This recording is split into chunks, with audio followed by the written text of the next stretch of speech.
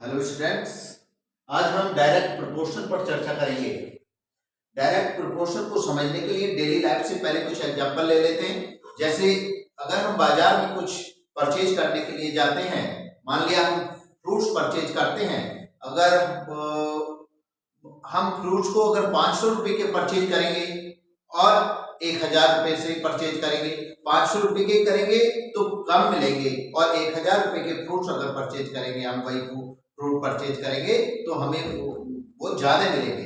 इससे हमें पता लगता है कि एक चीज के बढ़ने से दूसरी चीज बढ़ रही है, एक राशि के बढ़ने से दूसरी राशि बढ़ रही है और एक राशि के घटने से दूसरी राशि घट रही है। मीन्स डायरेक्ट प्रोपोर्शन को हम कैसे समझ सकते हैं? If a change in one quantity brings out a change in other, अगर एक क्वांटिटी के चेंज होने से दूसरी क्वांटिटी में चेंज आता है, then we can say, तब हम कह सकते हैं these quantities depend on each other, ये दोनों क्वांटिटी एक दूसरे पर डिपेंड हैं।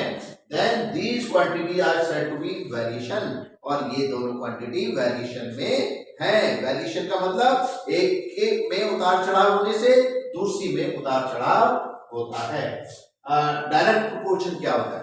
Direct proportion, two quantity are said to be in the direct proportion if one quantity will increase, अगर एक क्वांटिटी बढ़ती है then other also be increase, तब दूसरी भी बढ़ेगी। अगर हम पैसे बढ़ाते हैं तो हमारा सामान, खरीदा हुआ सामान बढ़ेगा और पैसे घटाते हैं तो हमारा सामान घटेगा। if one quantity will decrease, अगर हम एक क्वांटिटी को घटा देते हैं और दूसरी क्वांटिटी भी घट जाती है, तब हम कह सकते हैं कि वो क्वांटिटीज डायरेक्ट प्रोपोर्शन में है, मींस सीधे अनुपात में है। जब कोई दो क्वांटिटी डायरेक्ट प्रोपोर्शन में होती हैं तब उनका रेशो कांस्टेंट रहता है। मान लिया एक क्वांटिटी एक्स है, दूसरी क्वांटिटी वाई है और दोनों डायरेक्ट प्रोपोर्शन में हैं, तो हर एक कंडीशन में x upon y will be constant. उनके लिए x और y हमेशा कांस्टेंट रहेगा। Means x1 upon y1 equal होगा x2 अपॉन y2 इक्वल होगा x3 upon y3 and so on, that is the constant.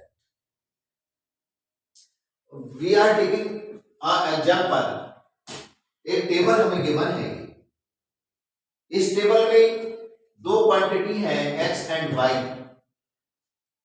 इनकी values also given.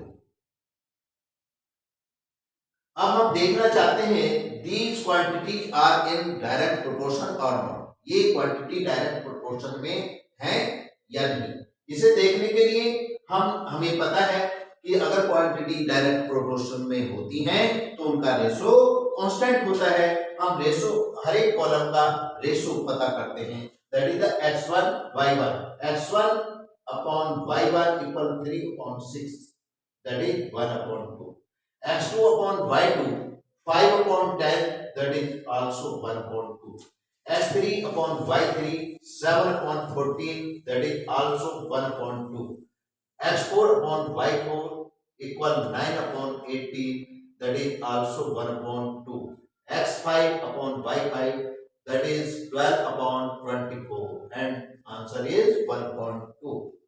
Therefore we can say ratio of x and y in the each condition is the constant, that is the 1 upon 2. We can say that x and y are in direct proportion. हम कह सकते हैं कि x और y दोनों direct proportion में हैं।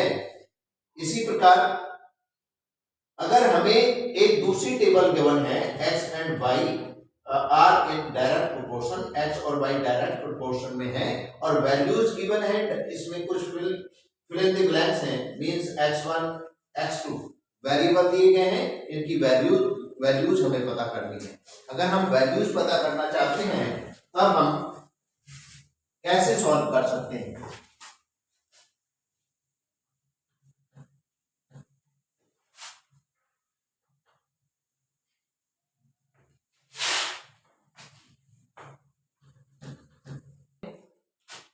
x upon y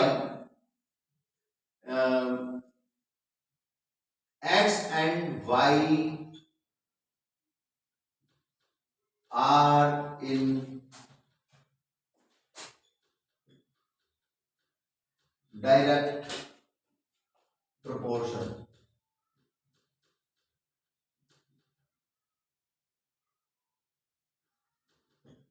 Therefore, x upon y will be constant.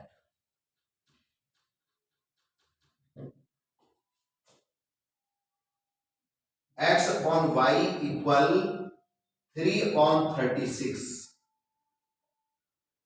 equal 1 upon 12. X1 upon 60 equal x upon y equal 1 upon 2. Well, x1 upon 60 equal 1 upon 12. 12 into x1 equal 1 into 60. x1 equal 60 upon 12, that is the 5. The value of x1 is 5.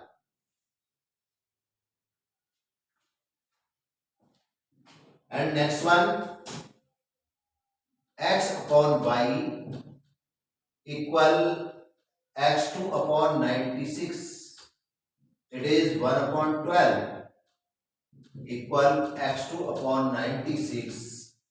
Cross multiply 12 into x2 equal 96 into 1. x2 equal 96 upon 12. 8 times. x2 equal 8. Next, x upon y equal 10 upon y1. 1 upon 12 equal 10 upon y1. Cross multiply y1 equal 12 into 10. y1 equal 120. These are the answers of these questions.